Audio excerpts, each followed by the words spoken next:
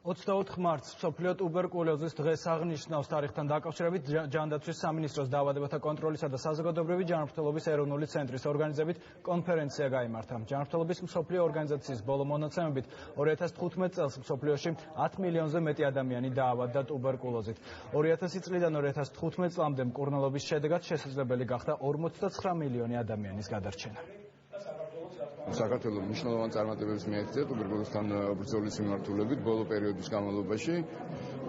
მარტო ის რადგის, რომ 2016 წლის შემდეგ საქართველოს ამოღებულია იმ 27 ქვეყნის სიიდან, რომლებიც გახდათ რეზისტენტული ტუბერკულოზის ტვირთის მატარებელი ქვეყნები. დღეს არსებობს ყველა საშუალება და სახელმწიფო აკეთებს ყველაფერს იმისთვის, რომ ტუბერკულოზით ინფიცირებული ადამიანი სრულად განიკურნოს და მორჩეს. პროგრესი სერიოზულია.